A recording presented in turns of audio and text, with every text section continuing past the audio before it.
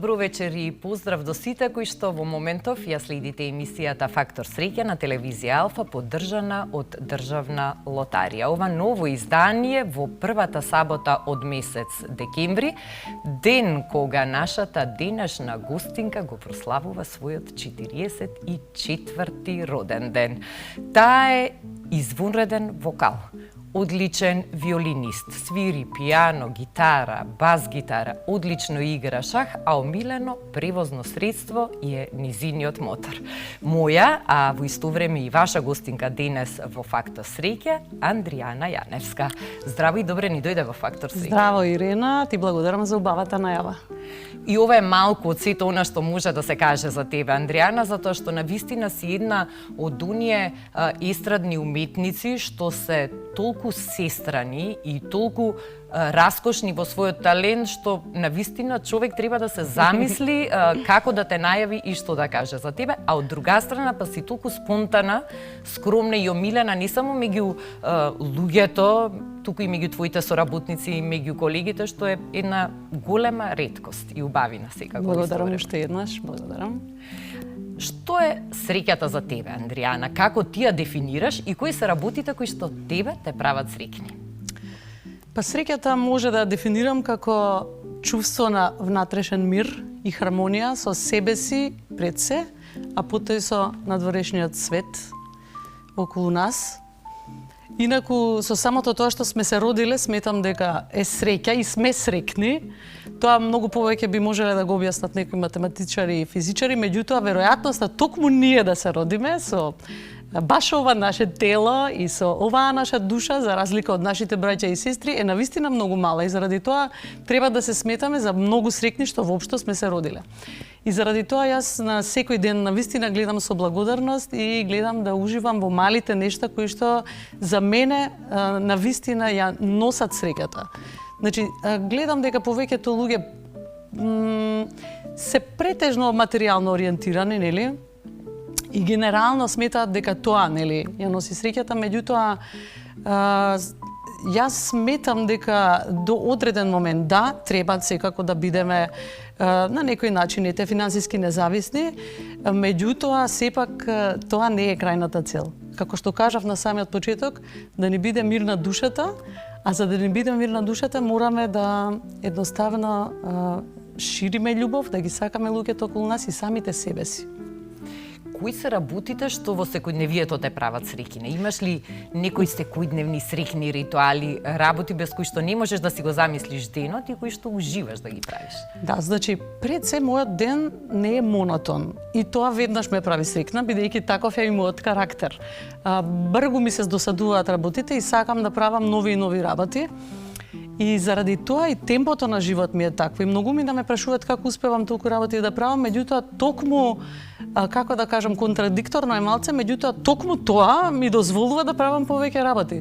Затоа што тоа ме мотивира и ме прави срекна. Например, би била несрекна кога би требало да работам 8 часа на исто работно место. Например, мојата мајка беше книговодител, еве, незе ќе ја земам за пример, иако имаше уметничка душа и сакаше да црта, да изработува некои рачни изработки, ете немала среќа во животот да и се исполни тоа и станала економист. И мислам дека тоа многу и го промени и самиот тек на животот. Така што, еве да одговорам на твоето прашање, сите практично работи во текот на денот ме прават срекна. Значи, од утринското кафе, кое што најчесто го пиеме со сопругот, потоа, например, часовите на факултетот за музичка уметност, каде што пак тоа не е некоја работа која што е секој ден по 8 часа, туку секој ден по неколку часа. И не се презаситувам и секогаш ми е интересно. Потоа, например, со учениците во моето музичко училиште, потоа, например, некое снимање, еве како ова денеска, или снимање во моето студио, значи секогаш е нешто разноврсно и тоа е тоа што ме прави срекна. Јас кажав само дел од нештата кои што ги правиш во твојот живот. Еве сега ти ја спомене и работата на факултетот за музички уметности, тука и компонирањето музика, правењето аранжмани. Што те прави најмногу среќна од сите тие нешта? Иако секое на свој начин сигурно ти носи среќа. Да, меѓутоа пак како што кажав, тоа е поврзано со тоа колку често и долго го правам. Например, јас сакам да компонирам, меѓутоа ако сега треба 3 дена поред само тоа да правам и ништо друго, нема сепак да ми донесе толкава среќа. Значи сепак мора да има некој баланс и нека комбинација. Среќата е токму во умереноста, според мене. Значи, доколку имате умереност во работите и од се помалку, онолку токму до таму до кај што те прави среќен. И едноставно си се нижат работите една по друга. И други наједноставни работи, како например секојдневниот ручек со семејството. Например, ние како деца, мајка ми кога ќе се вратеше од работа, секогаш учевме заедно и тоа некако ми остана како традиција. И сега во моето семејство се уште ја негуваме таа традиција, значи кога ќе се вратат нашите деца од училиште, ете секна околности што одат само прва смена на училиште, сите заедно дома ручаме, си разговараме, значи тоа е едно убаво поминато фамилиарно време што е секој ден, значи не е тоа исклучок, туку исклучок е да не сме заедно. И браво, тоа е риткост во денешно време, привилегија. И затоа и така ги усогласувам некако моите работни обврски да едноставно во тој период од 1,5 да речеме до 4 од прилика часот немам некои други обврски и едноставно бидам дома со семејството на нашиот заеднички ручек. Така што потоа најобични работи како на пример еве после ова емисија одам со децата на музичко, па после на пример нивните часови одиме некаде на пица или така нешто. Значи времето поминато со децата исто така ме прави среќна. Без разлика дали е во некој ресторан, дали дома гледаме филм, со поголемиот син тој повеќе сака да гледаме филмови и така. Значи во секој сегмент од денот човек може да најде нешто што ќе го направи среќен. Знаеш што ми е интересно, што секогаш кога ќе те видам на сцена, си толку одмерена, толку елегантна, толку сталожена, а всушност како карактер си многу темпераментна. И ова сега кога раскажуваш како ти тече секојдневието е уште една потврда за тоа. Од кого го наследи музичкиот талент, а од кого го наследи тој нескрутлив темперамент? Да, темпераментот е вроден, најверојатно, и сето друго, да речеме, се учи. Значи, самиот однос нели на сцената и така натаму, може би има влијание и тоа што јас од мала сум задоена со класичната музика. Значи, од 6 години посетував нижо музичко училиште и понатаму, нели, средно и факултет. И едноставно секојдневно бев во допир со класичната музика, каде што нели одев на надпревари по виолина, свирев секоја година на концерти, на јавни настапи и така натаму. И едноставно таму има една поинаква дисциплина, како кај спортистите. Може би и тоа има некое влијание, не може би, туку сигурно, затоа заради тоа што на некој начин ми станало и начин на живот, нели? Кога го спомена образованието, мора да споменеме дека и тука комплетно си формирана, затоа што заврши магистерски студии, докторски студии, значи патот го имаш изодено, скалило, поскалило и се имаш стекнато со сопствен труд и со многу дисциплина. Секако талентот е само мал дел од тоа, меѓутоа без на дополнување од овие други компоненти, сигурно би немал такви резултати како што има кога ќе се спои се заедно. Додека бев ученичка, секогаш нашите професори велеа 10% талент, 90% работа. Ќе се сложам, нели, дека е така, особено во нашата работа каде што многу е важен талентот и пресуден би рекла. А инаку кога се вративме од одбраната на мојата докторска дисертација, сопругот ми рече дома сега што е следно. Така што тие се веќе навикнати дека цело време треба нешто ново да има, да тече. Значи јас не го форсирам тоа. Мене едноставно ми е убаво тоа да го правам. Значи во тоа е суштината. Значи секогаш треба да ви биде убаво кога ги правите нештата за да бидете среќен. Наспроти класичната музика и твојот избор да свириш виолина, особено во годините на младоста, ти беше предизвик да те видиме на забавната музичка сцена и веројатно многумина ја памта 98 година кога те видовме и кога блесна на сцената на Скопскиот фестивал, мислам дека беше тоа, и веќе од следната година се нижеа фестивали, настапи и оној твој голем хит кој што мене барем ми беше омилен, а сигурно сум дека не сум единствена, твоето писмо Моја Библија, што подоцна беше и наслов за твој албум.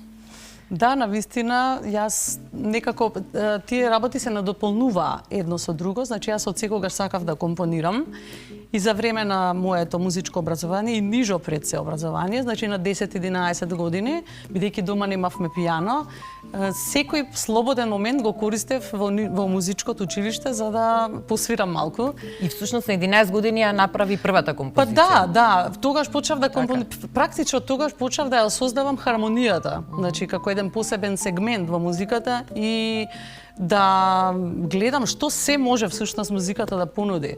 И ми беше навистина многу интересно, тогаш почнав нели да компонирам, ја напишав првата композиција, се ме интересираше од класична музика до поп, па и народна музика уште тогаш, нели? Меѓутоа, ете така излезе, пак ќе кажам спонтано, да јас ја испратам мојата композиција на Скопјефест како автор, а не како изведувач, и подоцна по сугестија на Пеце Огненов, кој што победи претходната година со Манастирски сон на Кире Костов, да всушност јас почнам да пеам. И ете, мислам дека не погрешив, некако се пронајдов со текот на времето, иако никогаш не сум се доживувала како сценски изведувач, повеќе како автор, така во тој креативниот процес. Секогаш повеќе ме интересирал креативниот процес, меѓутоа некако ете се пронајдов и во тоа. Ги спомнавме и народните песни. Да. Ти си вокал на кој што извонредно му лежат и македонските народни песни, изворни песни. Еве, последниве години си дел од проектот Македонија во срцете носиме, каде што со десетина твои колеги имате привилегија и задоволство да исполнувате македонски народни песни со новите аранжмани на Николче Мицевски, и тоа е проект во кој што би рекла сите вие многу се пронајдовте и блеснавте повторно во една убава светлина. Тоа е вистина и неверојатно е колку всушност тоа недостасувало на нашиот народ македонски, гледајќи ги преполните плоштади каде што секаде настапувавме. Можам да кажам дека сум пресреќна што во првите редови гледав и најмали дечиња кои наизуст ги пееја сите народни рефрени. Пред да продолжиме со разговорот кој што е поврзан со музиката, со кариерата, со животот и со факторот среќа, да те прашам, имаш ли среќа во игрите на среќа? Имаш ли некој такво искуство? Мислам дека имам среќа, да. Уште како мала, кога бев прво оделение, татко ми, кога беше, ако се сигурно се сеќаваш, старата автобуска станица, нели до музичкото училиште во центарот, имаше неколку трафики со каде што продаваа грипки. И за петките татко ми ме однесе да ми купи грипка. И земав една грипка. Прво ми се падна некој, не знам да речеме како сега, 200 евра. Значи, со тие пари потоа отидовме си купив некој фустанче, така нешто, потоа уште една грипка изгребавме, каде што ми се падна кола. Да, Мазда беше, се сеќавам, 323 во тоа време, значи зборам за 90-та година, 89-та, така, тој период. Андријана, ова се многу интересни информации. Така што имам среќа, мислам дека имам среќа, меѓутоа никогаш не сум се довела во ситуација да станам зависна од тоа, од такви игри на среќа и така натаму. Инаку како деца, кога бевме, играа моите родители лото, меѓутоа пак ќе кажам, тоа беше пак повеќе семено собирање и дружење повеќе отколку самата добивка, нели? Така, еден социјален момент и еден вид на дружење на целото семејство, правење нешто заеднички. Па штом си имала среќа во игрите на среќа, ајде повторно да ја тестираме среќата и да видиме дали денеска нешто ќе добиеш на Урбан стил грипките од Државна лотарија. Бараме 3 полиња со ист износ за да биде добитна грипката Урбан стил, а освен паричните награди може да се добие и електричен мотор. Ти како моторџика, ете, би ти дошло добро, уште едно моторче во твојот двор.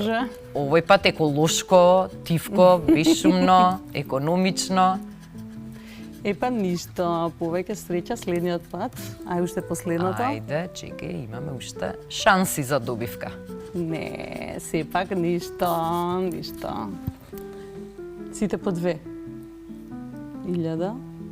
Да. Жал ми е, Андријана, што не доби ништо, но во ова пакетче имаш дополнително неколку гребки урбан стил од државна лотарија и ова ти е за дома да си гребеш кога ќе бидеш расположена повторно да си ја тестира среќата. Бидејќи една од добивките е електричен мотор, ајде сега малку во продолжение за твојата голема страст моторите. На сцена елегантна, отмена, одмерена, а кога ќе седнеш на мотор си веќе во некое сосема поинакво издание. Да, во моето природно издание, значи авантурист сум по природа и спортски тип, ги сакам сите спортови, следам се што можам нормално, да следам најмногу Формула 1 и мотор посакав да возам прилично доцна, да речеме, на мои, не знам, 30 и колку години тamo. Заради тоа што тогаш и некако немав што да правам летото и некако ми изгледаше како да ми поминуваат безцелно деновите. И си викам нешто морам да научам, нешто ново. Во тој момент дојде нашиот кум во дворот, кој што вози мотор долги години и тогаш ми дојде всушност идејата. Се повозевме малку низ нашата населба и тоа беше моментот кога сватив дека сакам да возам. А претходно, например, не сум имала не знам каква желба. Меѓутоа, откако положив, си купив мотор и почнав да си возам низ нашата убава Македонија. Навистина, мислам дека едно посебно чувство е кога сте сам и немате никаков контакт. Значи, друго е во автомобил, например, можеш да си пуштиш музика, радио, така. Овде едноставно си прво 100% сконцентриран, значи, на возењето и некогаш можеш да си возиш и поспоро, значи да си разгледуваш убавините и така. Навистина многу интересно и невообичаено искуство е. Ти многу често знаеш да седнеш на мотор и ако треба некаде да бидеш во друг град, да стасаш со моторот. Например, за 1 мај бевме заедно на една конференција во Охрид и ти кога дојди, кога кажеш си дојдов јас со моторот и утре со моторот пак ќе се вратам до Скопје. За мене тоа беше вау. Да. Епа, например, кога имам можност да преспијам, одам со моторот, меѓутоа така далечна дестинација во еден ден, тоа е сепак многу. Кога преспивам, одам. Да, и секако кога се температурите пожелни за возење мотор. И тоа не е мал мотор. Да. Што го возиш ти? Тоа е 600 кубика, значи Honda CBF и за него треба возачка дозвола од А категорија.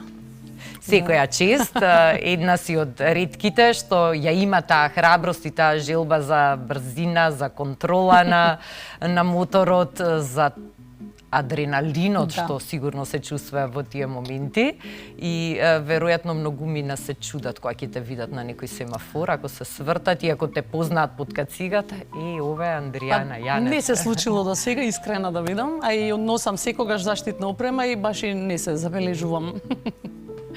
Да. Од сега кога ќе видат згодна жена на мотор, ќе си помислат можеби е ова нашата Андријана. Освен моторот, уште една твоја голема страст, љубов и долгогодишно хоби, кое што исто така во нашиве рамки, во нашево општество не е многу популарно хоби, а тебе ти е голема љубов е шахот. Да.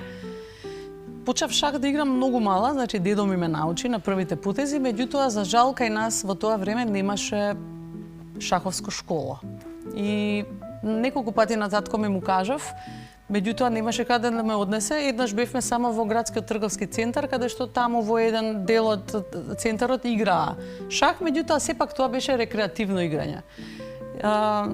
За жал тогаш во наше време кога бев јас дете немаше ни интернет, ниту како да се образувам и така натаму, за разлика еве сега од моите деца кои што секојдневно гледаат игри и така натаму, следат, учат и онлайн, одат и во шаховската школа на Орце Данчевски, да го поздравам во овој момент бидејќи и мене ми беше тренер кога професионално едно време играв.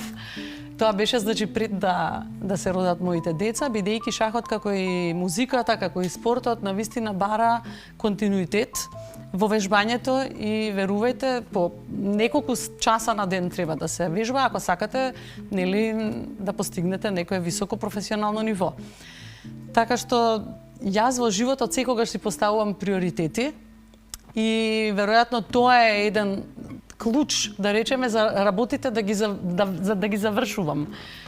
Така што кога се родија моите деца, јас него ги ставив нив на пиедестал, се разбира, и сите други работи беа секундарни, така што за жал меѓу нив беше и шахот. Меѓутоа тоа е тоа. Еве сега тие имаат можност и ќе се радувам доколку продолжат да се бават со шах. Имаш настапувано на многу сцени, имаш настапувано во многу земји. Има ли настап што посебно те направил среќна, што ти било остварување на некој детски или дамнешен сон? И има ли луѓе што ти донеле некоја посебна и неочекувана среќа во твојот живот? Па, да, навистина имам настапувано на многу големи светски сцени. Веќе кажам, една од нив е Опера Хаус во Сиднеј во Австралија, каде што настапував како солист и тогаш видов всушност колку се може да биде совршено организирано и како се може да тече безпрекорно и сето тоа да звучи безпрекорно. Тоа еве можам да кажам дека беше од поубавите настапи, од технички аспект, од емоционален аспект е последниот настап во Загреб. Тој некако ми остана при срце заради тоа што бев единствена македонка која што настапуваше во Лисински, која што исто така една прекрасна, спектакуларна градба, можам да кажам, и помеѓу сите тие врвни музичари кои што беа таму, некако се почувствував многу горда кога ги свира нашите македонски песни. Многу ми беше убаво, едноставно во тој момент. И ете така тие моменти сега во моментов ми текнуваат. А луѓе кои што кога си ги запознала си мислела дека се само обични познанства, а потоа сушност излегло дека се луѓе кои што навистина биле фактор среќа во твојот живот? Па треба да подразмислам вака подлабоко за ова прашање, затоа што сигурно постојат такви луѓе, меѓутоа еве на прва ми текнува на Тоше Проевски, заради тоа што кога се запознавме 97 година и тој почнуваше практично да пее, беше непознат нели за јавноста, меѓутоа некако што се вели од прва кликнавме. Значи се чувствуваше таа негова музикалност и цело време се дружевме, бевме неразделни. И сега баш на концертот на маестро Кире Костов ме сретна една твоја колешка, Грета Оджакова, која што ми рече, вика, се сеќаваш ли, Андријана, кога порано пеевте со Тоше на Охридфест, кога низ улиците Охридски цело време пеевте заедно. Значи ме потсети на едни прекрасни времиња каде што навистина се беше спонтано и немаше како денес толку, како да кажам, надпревара онака помеѓу самите колеги. Туку баш бевме колегијални едни со други. И ете можам да кажам Тоше на некој начин дека ми бил моја среќна звезда, затоа што практично во ист момент започнаа некако нашите кариери и навистина многу ми недостасува. Да, Тоше Проевски среќна звезда беше во животите на многумина, да ни речам на сите нас што го слушавме, што го гледавме на сцена, оние што го познава и што се работува со него, и многу ми е мило што еве некако го спомнавме токму во оваа емисија, 7-ма емисија инаку на Фактор среќа, се верува во игрите на среќа дека седумката е посебно среќен број, или па тука и лото 7, имаш ли ти некој среќен број? Па немам, ама еве 8 да кажеме, затоа што на некој начин осмицата ме потсетува на нешто бесконечно, нели? И бев број 8 во дневник цел живот. Така што 8 нека биде. 2 нули, 2 кружници, пак нешто што потсетува на бесмртност. Бидејќи зборувавме за фестивалите, честопати на фестивалите си добивала и награди, си добивала награди надвор од фестивалските сцени, нели на бројни други музички настани и настапи. Која награда тебе лично ти е најдрага, на која најмногу си се израдувала и си се почувствувала среќна и горда? И на ова прашање би требало подолго малку да размислам и сега да не звучи стварно како клише дека сите ми се драги, меѓутоа на вистина е така, затоа што како што кажав на почетокот на емисијата сум добивала награди во областа на класичната музика. таму некако беше многу потешко да се добие награда, да видам искрена, заради тоа што на вистина имаше многу високи критериуми, особено тогаш кога јас бев дете. И ете тие некои први награди, првата награда по виолина, например, можам да кажам дека ми е најдрага, затоа што се уште не бев свесна што е тоа, каде одам и така натаму, меѓутоа мојот професор веруваше во мене и му благодарам. Ете што на некој начин ме изведе на прав пат. Сцената многу пати си ја делела со твои колеги кои што си исто така врвни музичари и докажани во својата професија. Овој последен месец од ова тековна 2025 година, меѓу другото ќе го одбележи концертот на маестро Симон Трпчевски на 20 декември, на кој што исто така ќе те видиме на сцената. Многу ми е мило што по втор пат ќе бидам негов гостин, и минатата година исто така бев негов гостин. Со Симон заедно учевме, мислам не сме една генерација, сме разлика, меѓутоа заедно се гледавме нели на училиште, го паметам од училишните клупи и исто така како и со Тошец, помеѓу часовите знаевме да си седнеме каде што има некој слободно пијано, па нешто да свири, јас да пеам. И него исто така го интересираше популарната музика паралелно и тој компонираше нели популарни песни. Многу го ценам како наш навистина еден музички светски амбасадор и многу сум среќна што е дел од мојот живот и што го познавам, што ќе имам можност да бидам негов гостин на неговиот концерт. Бидејќи концертот ќе се одржи на 20 декември, дали тоа веќе полека ќе биде за окружување на активностите за тебе во оваа 2025 година и каде ќе ги поминеш новогодишните празници? Да, значи можам да кажам дека тоа ќе биде за окружување, заклучно со 21 декември, кога што ќе биде и годишниот концерт на децата од моето музичко училиште. И потоа со моето семејство заминуваме за Милано, каде што ќе ја прославиме новата година заедно со мојата сестра и со незиното семејство. Таму ќе биде и татко ми, ќе бидеме сите заедно и навистина многу се радувам на тоа наше дружење. Потоа за време на зимскиот распуст, стандардно во Маврово една недела на прекрасните падини на Бистра, навистина ја обожавам нашата Македонија и гледам секој можен момент и децата да ги шетам низ Македонија и секое место, градче и селце да го запознаат. И се радувам и јас како дете на зимскиот распуст да украсуваме во нашиот дом, така да се почувствува таа божикна и новогодишна атмосфера. Да не бадијала велат дека новогодишните празници се најубавиот период од годината. За крај на разговорот и на гостувањето, да не изумам да те прашам, кој е твојот среќен ритуал, да ни го откриеш ако го имаш, ако го немаш, зошто немаш? Па немам некој среќен ритуал, да бидам искрена, не сум суеверна. Значи, пак ќе кажам, сето тоа само со позитивна мисла, избегнувајте негативни луѓе и се ќе биде добро, се ќе биде убаво. Уживете во секој момент од животот. Прекрасна порака и поента за крај на нашиот разговор. Андријана, ми беше задоволство да ги поминам овие минути заедно со тебе, а сигурна сум дека и гледачите ужива, откривајќи за тебе малку повеќе од она што можеби го знаеле. Досега ти благодарам за гостувањето. Ти благодарам и тебе. И еве со овој убав и пријатен разговор со Андријана Јаневска, ние го завршуваме денешното дружење во Фактор Среќа. Се гледаме повторно следната сабота на истото место и во истото време. Имајте пријатна вечер и добра ноќ.